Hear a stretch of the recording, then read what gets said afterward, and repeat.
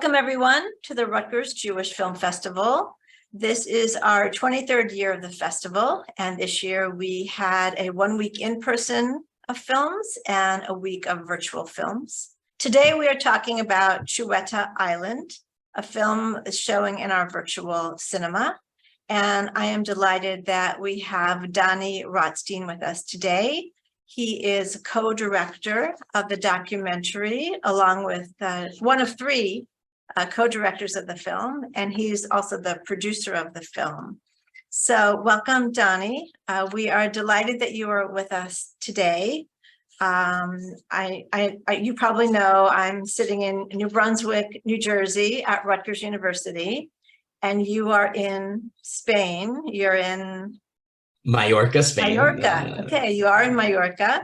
I'm home on the island of Majorca. And let me just say quickly, thank you so much, Karen, for having me to do this interview and for selecting our documentary film, Xueta Island, for this wonderful Jewish Film Festival. Not almost, a homecoming for myself as I'm coming from New Jersey originally. Right. Well, you know, we're delighted to have you. And the film was really just a shoe-in for our festival. It's so interesting, such an unusual topic. And the fact that you're from New Jersey, you know, that gave it a little extra push. Where are you from in New Jersey? Born in Englewood, New Jersey, but I was raised in Park Ridge and Woodcliff Lake. For all those who know all the highways, I like to say exit 172 on the Garden State Parkway. So way up north, right before you get into Rockland County, Bergen County, 201 area code. Okay, so not around the corner here, but certainly closer than Majorca. So why don't you tell us first about your background in film production, so we get an idea of how you got here. Sure. So I went to Pascack Hills High School in Montvale, New Jersey. I eventually went to Wesleyan University in Connecticut, Middletown, and there I graduated with a film studies degree. And I, pretty much jumped into film production upon graduation. I actually moved to Miami, Florida. I'd studied abroad for a year in Madrid when I was in college. And that's always like a fun memory for me because it was my first time in Spain, and I was living with a señora, someone who, you live with, and they cook food, you sleep there while you go to school, and she didn't speak any English, so I kind of had to really learn my Spanish. And I'll never forget when I first showed up, she was like, "Oh, is there anything that you don't eat?" And I said, "Oh, well, since I'm Jewish, I don't eat any pork." And she was like, "Oh, yes, Jewish. I heard about something like this. Okay, no pork, but you do eat ham, right?" And I was like, no, that I don't eat that either. Right. So it's fun because it's all connected. I had a really wonderful time when I lived in Madrid, and I always knew I wanted to get back there. I put a Band-Aid on that, and I lived in another Spanish-speaking country, but within the United States, Miami. And I was 7 years in Miami. Then I moved back up to New York to be close to my family. And all the while I was working in film production. I worked on In Her Shoes with Cameron Diaz. I always worked on some movies, reality TV, music videos, and TV commercials. TV commercials was like my main kind of focus. And so I did another 7 years in New York. And then it wasn't until 2014 where I just needed a break from New York. I was single, and all my friends were settling down at 34 years old, having kids. And I, needed just to get out of New York for a little bit. So it was either LA, film production makes a lot of sense, sure, or my dream to get back to Spain. And through networking, friends of friends, I had a friend who was working in Majorca, which is an island, next to, in between Ibiza and Menorca. It's like in between Spain, Portugal, and Italy. It's basically the middle of the Mediterranean Sea. You have to take a flight from Barcelona, a flight from Madrid. It's about 45 minutes or so each. And a friend of mine had been working there on a production and said, "You should really check out Majorca. They've got a pretty big film scene here." And I said, "Okay, sure." So he put me in touch, and I eventually interviewed and got the job. And that's where the story gets interesting, because right. I said, bye all my friends in New York. I'm going to Majorca. I'll probably be there for a year or two. I'm going to work with this production company doing TV commercials. And I was pretty certain that I was going to be the only Jewish person living on the island, because Spain is not known for its large Jewish community right now, although it was when it was known as Sepharad, and hundreds of years ago.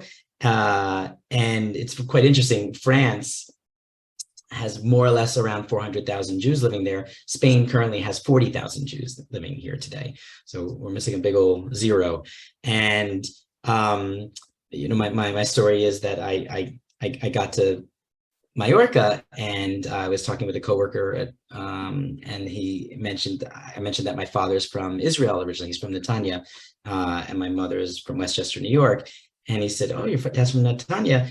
You're Jewish." I go, "Yeah." He goes, "You probably go to the synagogue here." And I was like, "Excuse me, there's a synagogue here?" One Wait, that I don't you have went to. to Majorca and you had no idea that there was even a synagogue? No clue.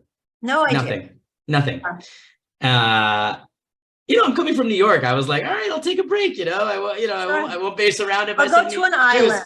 Yeah, exactly. Okay. It's always good to take a break and come back refreshed. And I was shocked to hear that there was a synagogue, one that you didn't have to like dig underground to get to the ruins to, and move all the cobwebs. And he said, "No, yeah, it's in Santa Catalina, which is ironically where the neighborhood where I was living. It's like right outside the city center."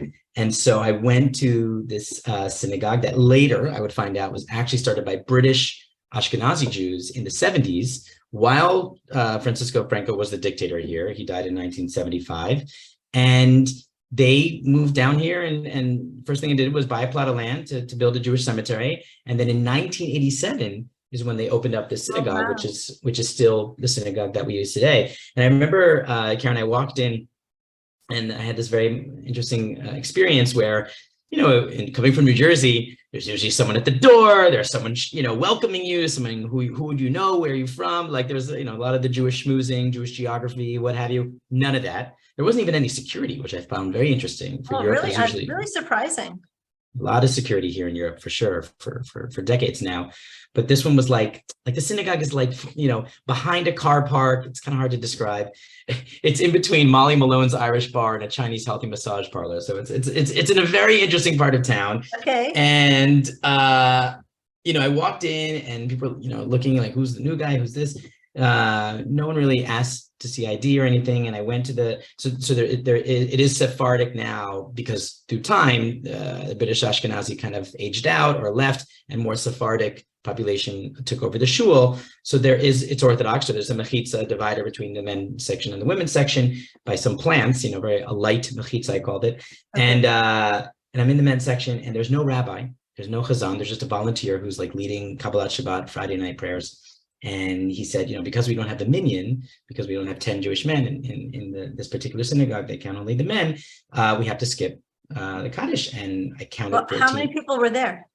So there were maybe about 5 or 6 women. And I remember specifically counting, because I was like, no minyan, seems like there's a minyan. And I counted 14 men. And I was like really weirded out, because I was like, I'm pretty sure the number is 10. You see 14, right? Globally, the number doesn't change per country. Right. Minyan is 10. 10 is a minyan. And I asked the guy next to me, why are we skipping? There's a minyan. There's 14 men here. And he looked at me as if I was the odd man out. You don't understand what's going on. Well, that's obvious. Some of these men are not Jewish. They're Xueta. And I'd never heard this term Xueta before. And I said, that was your first introduction to this idea, or this whole group of people, was being in a Friday night service and then being identified as not Jewish. Correct. There was a difference between someone who was Jewish and someone who was Xueta. And I would later learn that the Xueta people, as we see in the film, are Catholic descendants of the Jewish conversos of Majorca Island. They're only from Majorca. That's really interesting. They're not from Ibiza. They're not from Barcelona. If you have one of these 15 last names, you are someone with Xueta descent, meaning you, without a single shred of doubt, come from the medieval Jews, and then later the Jewish conversos, the crypto Jews, only from Majorca. So Miro, for example, Joan Miro, the famous artist, Miro is a Xueta last name. It's one of the 15. But Miro, the artist, is not Xueta because his family has always been from Barcelona, right? His family never came from Majorca to eventually go to Barcelona. If that was the case, if his family originally came from Majorca, then yes, he would be Xueta, but because his family only came from Barcelona, he is not someone who's Xueta. Weirdly enough, he ended up moving to Majorca and he passed away there. And there's a big museum here, but that's just coincidental. Totally coincidence, yeah. And you'll appreciate this, Karen, coming from New Jersey. I was like, okay, hang on. So there's Catholic Spaniards that come every Friday night, don't count as a minion, when we have trouble getting Jews to come to synagogue back in New Jersey. Like, I can't believe that there's Catholics that are coming to synagogue here in Spain. It was a total mind trip for me. Sure. And I'm also they're coming when they know they're not being counted. And they're still coming. Yeah. I mean, that's also, I think, just really interesting about it is how did they feel about that? They're showing up, they're not counted, they're not considered part of the community.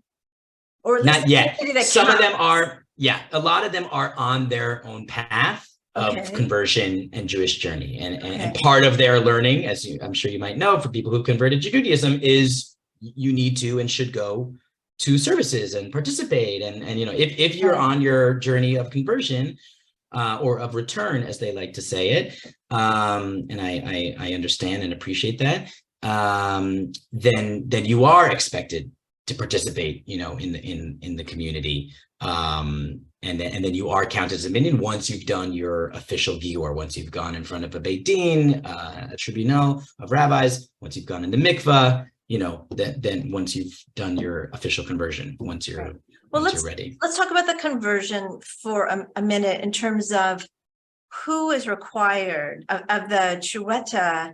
So I'm thinking about in the film Miguel Segura, who's the jeweler. Yes. To remind everyone. And he very much was opposed to the idea that he would need to convert because he felt like he was descended directly from Jews. Yeah. And his,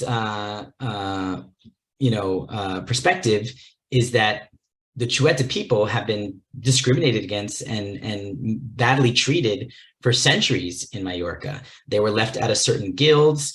Hundreds of years ago, they were not allowed to ride horses or wear jewelry. They were not allowed to hold public offices. They couldn't go into certain universities. I mean, they really were treated as second-class citizens. And probably the most striking thing was that nobody wanted to marry them. It was a big stigma to marry someone with one of these 15 last names. And I usually end on this. I'll jump to it right now because I think it's important for the listeners or people watching this to understand this. There's a woman who we didn't get to include in the film, unfortunately. We filmed her, but it's one of our sadly deleted scenes. Her name is Jacqueline Tobias. She's originally French. She's Jewish, and she's one of the great, people who spearheaded a lot of the Jewish cultural relations between Israel and Balearic Islands. She's really a mover and a shaker. She told me this wonderful story about when she vacationed in Majorca in the 1960s, she met her Juan, who would become her future husband. Now, Juan is from Majorca, not Xueta, okay? From a deeply Catholic family. I heard this story from both of their mouths. Juan sadly passed away last year. And they both had said that when Juan was going to bring Jacqueline home to his mom, someone from another country, doesn't speak the local language, is Jewish, you would think there'd be a big problem. Apparently, she said when she found out, oh, she's Jewish, at least she's not Xueta. And this happened in 1960s. And it's incredible to think that she was more or less okay that he was marrying someone Jewish from another country rather than perhaps the girl next door who's from Majorca, who's probably very Catholic, speaks the same language. Her family's been there for hundreds of years on the island, if not thousands, but just because of a last name, oh, God forbid, So they were so stigmatized. There was such a stigma against this group, the small group of people, that even to that extent, someone else who's Jewish is acceptable over someone who's Xueta. Yes. Wow, fascinating. Yeah. And does that continue today? Is that your sense of it? No. Today, I would say in the last 20 years, there has been a really incredible shift. Basically, you have to understand that, Spain has been almost repressed for hundreds of years. People don't realize this. Specifically, the Majorcan Inquisition was established in the year 1488 and was only abolished in the year 1834. Oh, So wow. really 400 years of awful torture and secret prisons and people accusing one another, their neighbors, families being broken apart. Because, when you're under torture, you just say whatever you want to say to get them to stop torturing you. Yeah. And then it went pretty quickly into the dictatorship of Franco. And it's just been a very Catholic. I mean, look at my story when I first told you, like, oh, you don't eat pork, but you eat ham. There's ham everywhere. Everywhere you go in Spain. It's like the #1 producing and consuming ham, I'm pretty sure, in the world. I'd have to look that up, but I feel very strongly about that being correct. And 1975 is when Franco died. So you have democracy being very young here in the country and the internet. Think about it. In the 1980s, even, no such thing as the internet. If you wanted to learn about what Judaism was or what this past that you might have had from your family, you had to go to a library and ask to take out a book. And the librarian would give you the Jewish book, and like look at you funny, it was a very public act. I guess if they had the Jewish books in that, I don't know, but I'm guessing. True. Yes, and so information wasn't readily available. Yeah, I don't think so. And I think what's the shift that's occurred in the last 20 years is that it's gone. The Xueta taboo has gone from being a stigma to being something that people are just kind of sweeping under the rug and not talking about. Because this is a very interesting story. In the 1990s, Jacqueline, once again, our friend who's from France, she made a big push with the city hall. It was actually the first time ever, is that true? The second or the first time there was ever a Xueta mayor of Palma, the big city, Ramon Aguilo, in the 90s. And she made a big push, among others, to have a big memorial put in the city of center, to remember this awful history that took place where people were burned at the stake and that the Xuetas were stigmatized and marginalized. She was going to, they were going to put the 15 names up again. And the people who had the biggest problem with that memorial even being constructed were the Xueta families themselves who were living in that area. They were like, what? You're going to put our names up again? We just got off that list. Please do not hang that up there. So, the older generations, and you see it in the film. Do you remember this very interesting part where Laura, the young historian, is doing a tour and someone yells from the top saying, hey, enough, enough with the Xuetas. Yeah. What we don't get to explain in the film, and I'm so happy to have these conversations afterwards, is that was a Xueta woman who has lived in that neighborhood for whatever decades. And incredible. She knew Laura, who's also Xueta, and probably one of very few people, including myself, that are trying to tell this story and share it. She knew her and she was like, what are you doing? Don't talk about the Xuetas enough, And so how do you work with that? How do you pass this legacy, this interesting history on to people who may or may not want it to be passed on? It's a very, very interesting concept, one that's probably not too far removed from Holocaust survivors not wanting to talk about the Holocaust, to their children. And so I think it's a very interesting portrayal of memory and how and why to pass it on to the younger generations. Really interesting in terms of how much time has to go by to be able to tell the story. And with the Xueta, a lot of time has gone by. I mean, we're talking about almost 600 years has gone by, but they carried that stigma till, well, as you're saying, maybe 20 years ago. It's funny what you say, how much time has gone by to suffer the stigma and how short of a time that it could be forgotten about and that there will be no more Xuetas. Because to be Xueta, you have to have one of these last names. So for centuries, these 15 families were marrying within the same families, like their cousins, cousins. There's very few Xuetas still today. There's about 20,000 people who have Xueta last names that are still living on the island. Who knows how many are in Cuba and Puerto Rico, Argentina, that have emigrated and moved out. It's quite fascinating now that we've been sharing the film to many different film festivals around the world. Some people have been finding us on Facebook and writing us and saying, I have one of the 15 last names. And now that I'm doing some family research, I realize that we come from Majorca. And it's amazing. Yeah. Exciting to help people, find out about perhaps a lost identity. I'm also thinking about that as you have been involved with revitalizing Jewish life in Majorca, and maybe we can talk about that a bit. What does that mean in terms of having a Jewish community now and a Jewish presence now? And are they're not necessarily new Jews, but Jews new to the area and Xueta and others? So give us the inside look into what that looks like.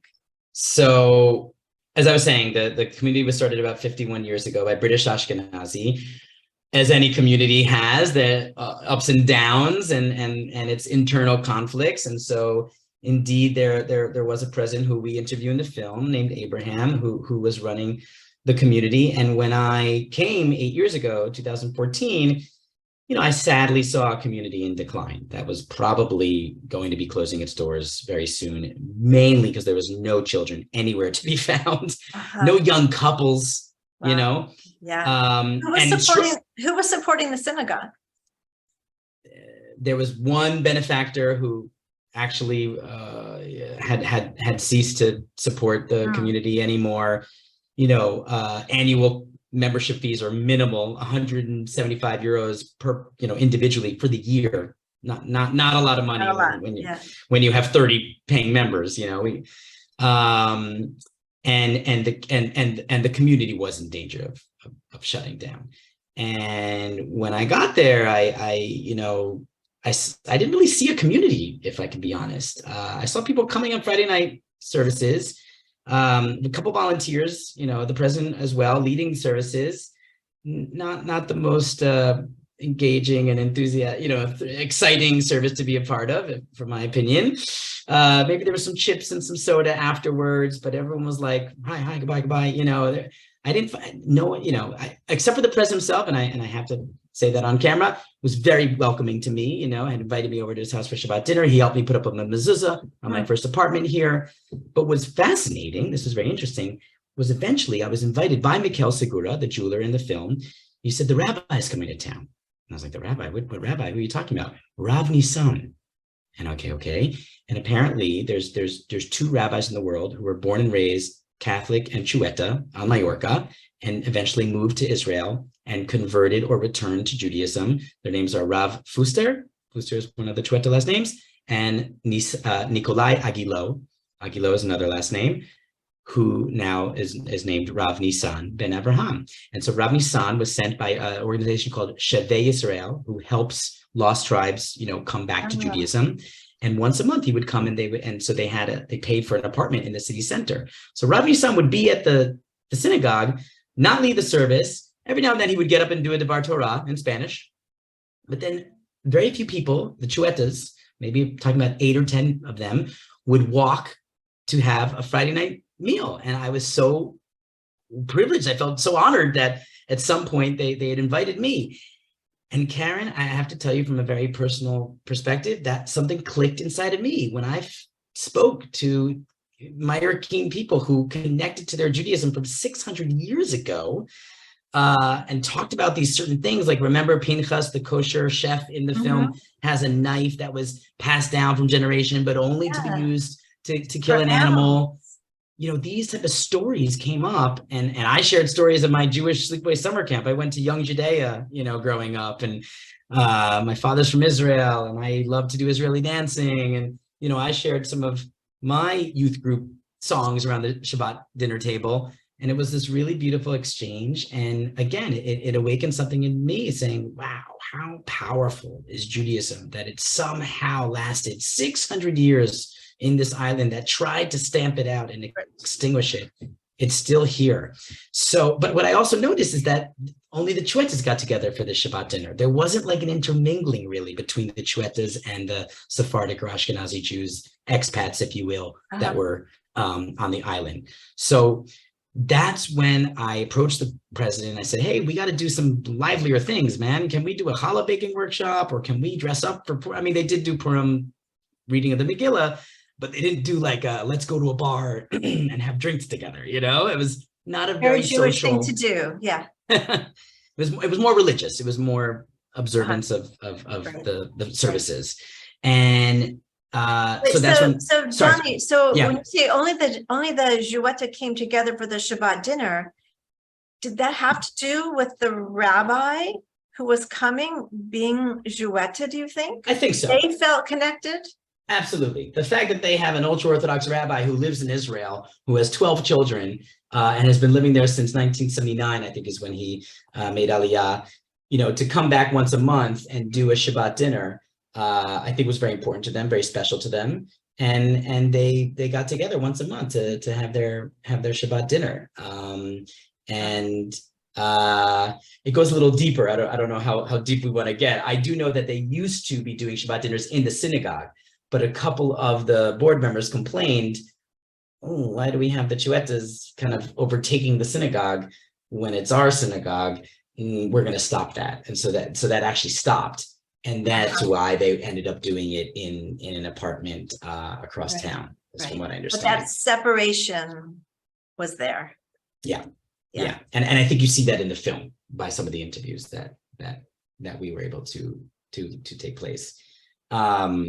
Just going a little bit longer with the chronology of revitalizing the community, my wife, quick interesting story, I met 3 weeks after moving to Spain, so it was very beshert that I moved to Spain. I met her in Barcelona. She was not Jewish when I met her. She has since a year ago, actually, very excitingly, finished her Gior in, drumroll please, Teaneck, New Jersey, which was really exciting.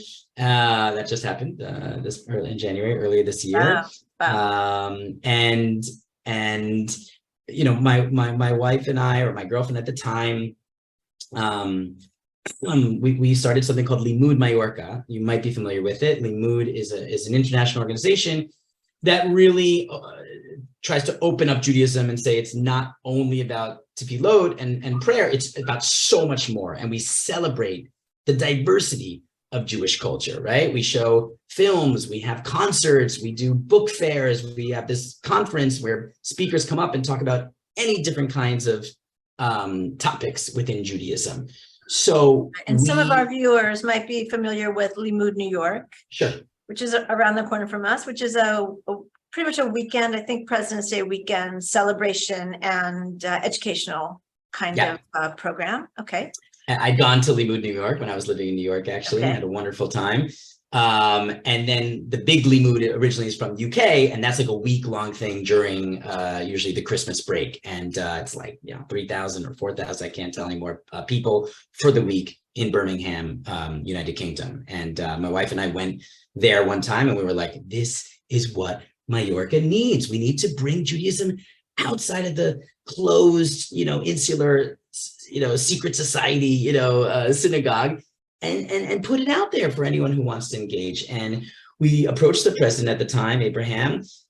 He was more or less okay with it. He wasn't super, enthusiastic, but he went along with it. He was one of our speakers. He talked about the law of return, as I'm sure you're aware of, people being able to get Sephardic citizenship once again.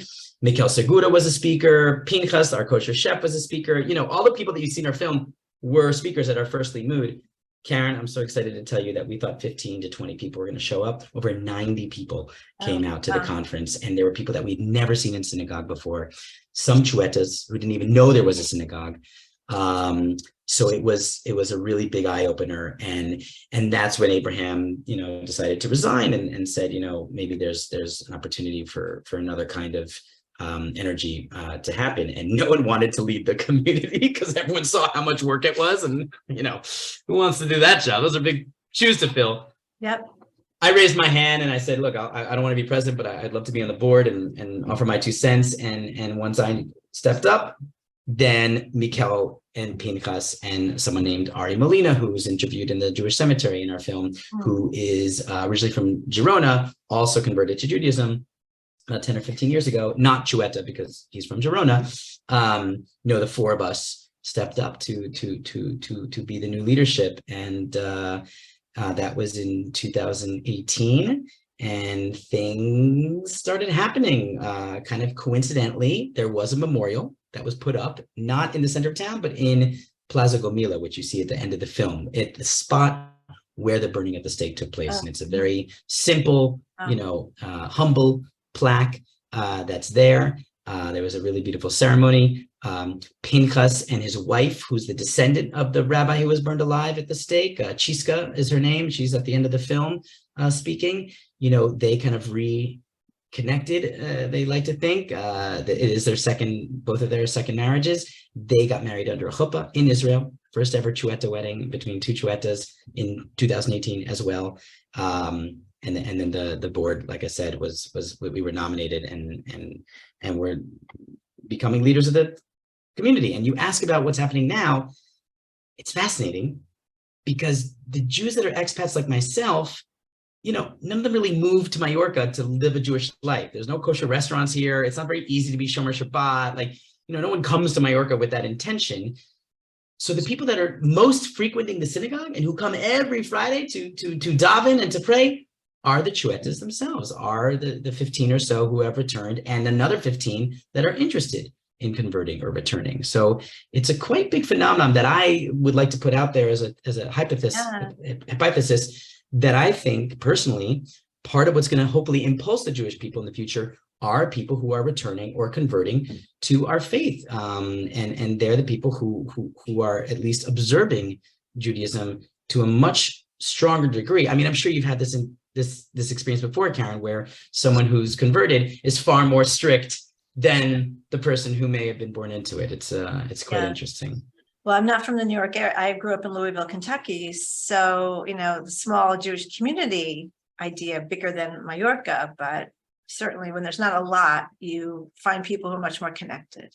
Yeah.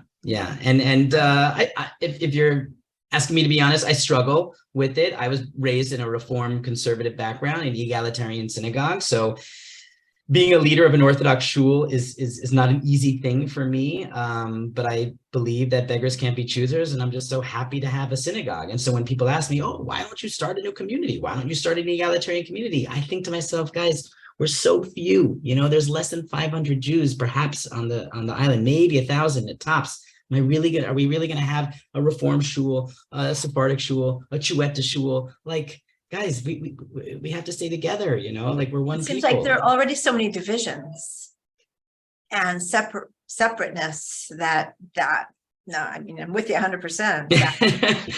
Yeah. So it's hard. It's not easy. Spoiler alert for those who didn't see the film.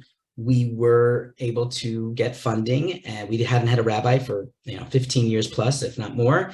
And we now can say that Rav Nisan is our official rabbi of our community, and he travels 10 days a month to be with our community and lead services and lead us in the holidays. And it's a big deal to have a rabbi originally from Majorca, the first one in over 600 years, to be back again, leading the community. But there are those critics out there that will say, oh, it's the Xueta rabbi leading the Xueta community, and so we have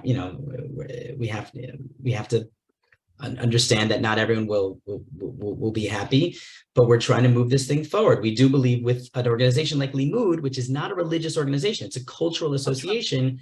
We're doing events now at the City Hall. I'm right now planning with my wife the first ever Hanukkah Festival of Lights in an open plaza. We want to have, dreidels and latkes and Ladino Sephardic music as a concert. We want to bring Jewish life out into the open, make it visible, allow people to engage, because we really feel that that's a really great way to fight anti-Semitism. People are so quick to hate the other when they don't know the other, when they've never met the other. And as I know we can talk about this at length, what's going on in the United States, of course. We passionately believe in bringing Jewish culture into the mainstream. That's very important to us. And we're also going into public schools and teaching about Holocaust education as well. And now with the film, I'm incredibly happy to share with you that the local TV channel bought the rights and just premiered our film on the local TV station. And about 46,000 people tuned in to opening night. And so as incredible as it is to be screening with the Rutgers Jewish Film Festival, it's almost as important, if not more, to share the film with the local population here. Absolutely. Of course, we skipped this, I think, earlier, but we didn't really talk about how the film came about. I mean, you and I talked about it earlier, but in terms of the timing, you know, when did you decide there needed to be a film? How did that come about? I know we're getting to the end of our time. Sure. Just, you know, give us a little bit. Little broad strokes. Yeah. Yeah. So I came to Majorca. I saw that the community was the way it was. We did our first Limud conference. The new board took over, and then pretty quickly I was doing all this volunteer work with Limud, and I was like, I really love what I'm doing. I'm so passionate, but I need to parnasa. I need to put food on the table of my family. We have a 3.5-year-old whose name is Oren. And so that's when I opened up Jewish Majorca, which is a Jewish heritage tour company. You see me in the film giving a tour, and I have other guides that are doing the same as well, because there was no one doing that. There was no one telling the story of a fascinating history that's so unique, and I felt like that was an opportunity that was being missed, both a business opportunity but also a very educational opportunity. And so started giving the tours. And that's when we started talking to City Hall about, you know, they always did this month, eventually it became 2 months of Jewish culture around September and October. And I knew that we were going to plan this like really beautiful Rosh Hashanah, you know, Jewish New Year event that you see in the film. And it's really cool. I connected with Ofer Lazawicki, who's one of the film's co-directors. He's from Barcelona, but he was living in Israel at the time. And his friend, Felipe Bolokita, the other co-director. And we connected. Ofer's a journalist, and I told Ofer, I'm like, you should come and write an article about what's happening here, about the Xuetas. He'd never heard of the Xuetas, and he grew up in Barcelona, Jewish. Very important. Barcelona is not that far from Majorca. This guy's Jewish, grew up in the Jewish community in Barcelona, never heard of the Xuetas. And he said, oh, that's fascinating. Okay. But you know what? I do films as well. I have a camera, you know, and I'm like, okay, come. It's my dream to do a documentary and tell the story. You know, I'd always been waiting for, you know, Steven Spielberg's second cousin twice removed to come on one of my tours, but yeah, I'm a producer on TV commercials. Let's make the film. And he brought on Felipe, who's a coworker of his, who's a wonderful cinematographer and editor. And Karen, no joke, we were talking in July, and we had raised funds to fly them out from Israel 6 weeks later. And they came for 10 days. We filmed the entire film. You filmed in 10 days. In 10 days. In 10 days. And also very important to note, we talked about it earlier before the recording, I didn't go out on any of the interviews other than my own interview and the scenes that I was in, because we kind of approached the film, it was very direct. My brief to them, this is an investigative documentary film. I want to know what certain members, stakeholders of this Jewish community, Xuetas and non-Xuetas, Ashkenazi, Sephardic, I want to know what they really think about the future of this Majorcan Jewish community and the history that's come about. So I couldn't be in the interviews because I'm a part of the story, and they might not be as open. Yeah. And so maybe they don't like Limud. Maybe they don't like this American Jewish guy with his egalitarian ideas, you know? And so I had no idea what was being said in the interviews. They would come back like, Dani, you'll never believe, you know, what Mikhail said and what Abraham said. And so it was really like a research project, you know, to a certain extent.